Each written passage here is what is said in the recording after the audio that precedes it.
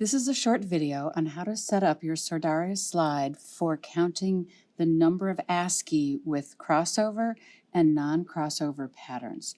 So a couple of weeks ago, you crossed a tan with a black variety. Let me flip this over and you'll see that we placed the black and the tan Sordaria fungus in those 4 quadrants on the slide. And they have now been growing for a little over 2 weeks. We are now going to look to see the results of that cross. So I'm going to take the cover off. We're going to try to leave the cover off as little as possible. We're going to take a microscope slide, and on that microscope slide, we're going to place 3 drops of water.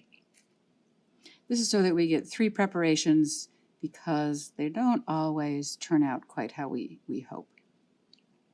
So place 3 drops of water in your slide. Then, I like to use the probes. So using a probe, you want to go to the areas that look like there's a meeting between the types of fungus. So if I kind of lift that up, you can see how this is dark and this is dark, and then this is light and this is light. So the tan and the black have kind of met right at the junctions. So what I'm going to do is to scrape using the tip. I'm going to scrape those little black dots. Those little black dots are the perithecia off of the slide. So I'm going to try to put that up here. No, it's not going to be in focus, but you can see them on the tip of the probe there. And I put them into the first drop of water. And I go to a new spot, another junction between the tan and the black. I scrape the perithecia. I don't want to get the agar. Put that in a drop of water, and then I'll go to a third spot. And we hope at least in one of these 3, we're going to find some good ASCII that are the result of a mating. So once I have those on there, I'm going to put the cover back on my slide or on my petri dish, move that out of the way, and then get 3 cover slips. So we want to place a cover slip on each of these. 1, 2, 3. Eventually, we'll be squashing these, but we want to look under the microscope as we squash so that we can tell how hard to push. We need to push hard enough to break open the perithecia, but not so hard that we break open the ASCII. The next step is to squash each of the slides. Basically, you're going to be squashing the perithecia so that the ASCII come out of the perithecia. And for that, you need a stereo or dissecting microscope. So we're going to take our slide, we're going to place that onto the microscope stage. You'll have to decide how much light you need on there, but here's the basic process. The first thing I'm going to do is to show you how to actually make your squash from the side view. You'd actually be looking through the eyepieces on your microscope as you do this squash. So firstly, I'll show you how it looks like from the side. Now you have your microscope slide with your 3 areas sitting on your stage. Place one of them right in the middle of the stage.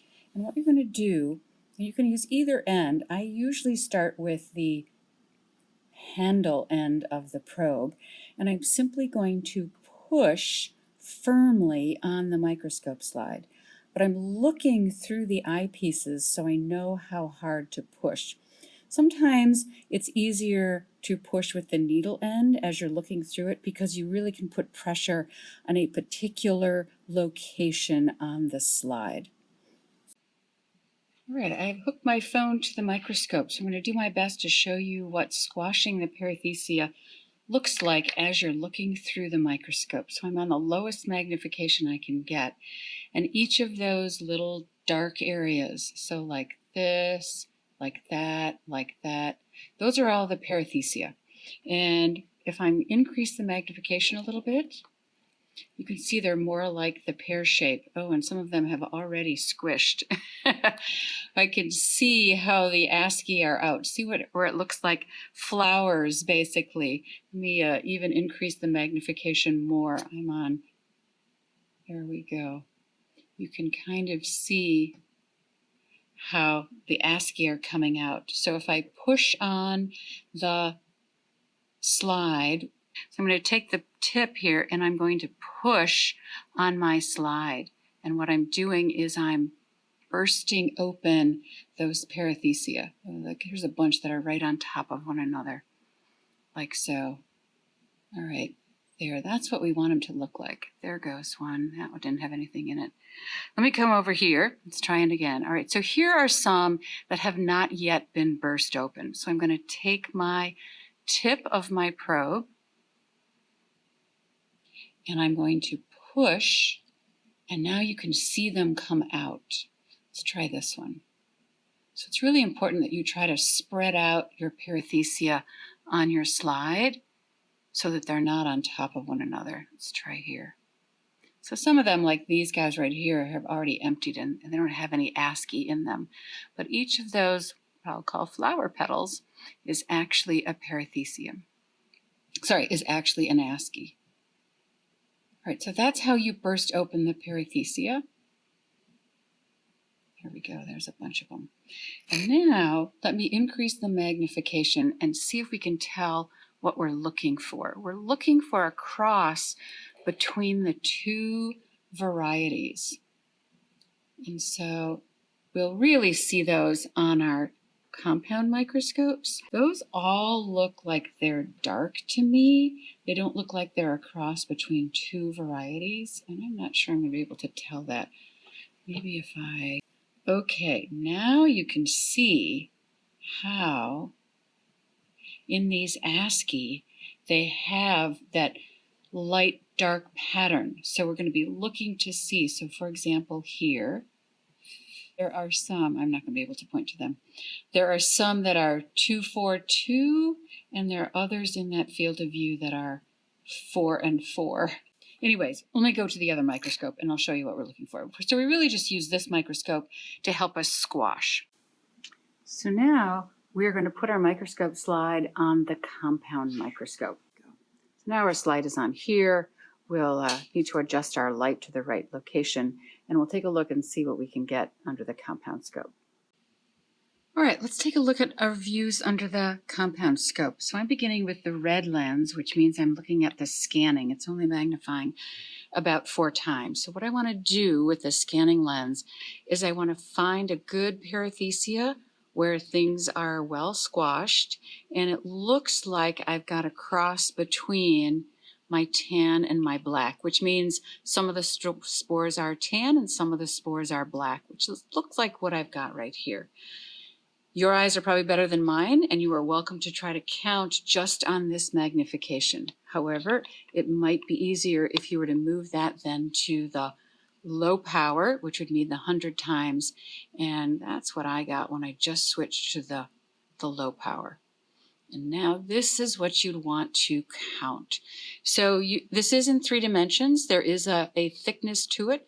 You're going to need to probably focus up and down as you count.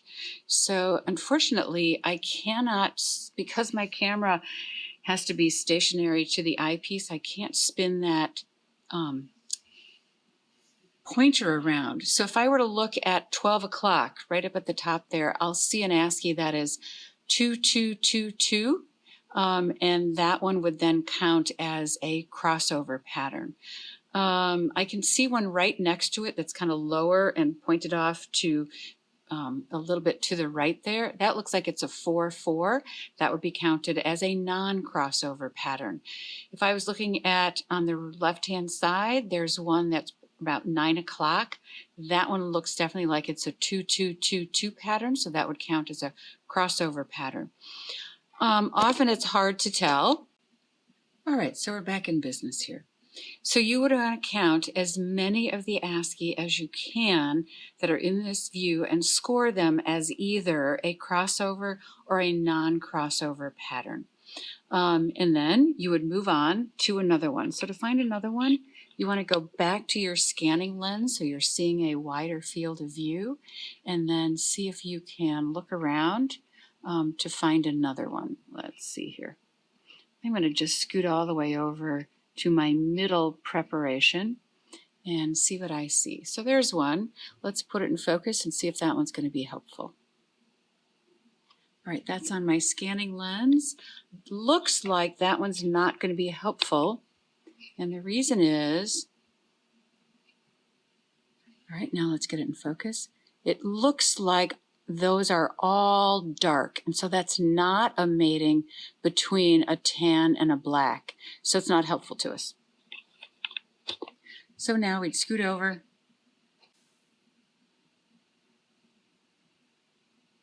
Here seem to be a whole bunch. Let's see if we can get that in focus. And then that's still my scanning lens. So I would bring this to the 100 times. And now you'll notice that things are really one on top of each other. But sometimes you can, even when it's under your microscope slides, like I'm taking my probe and I'm going to push. That can help flatten things out a little bit. Of course, then you have to refocus. So I think I can count some of those. And then you'd move on and find another one. Ideally, we're going to count about 50 ASCII total per person, and then we're going to collate our results. All right, time to make your own.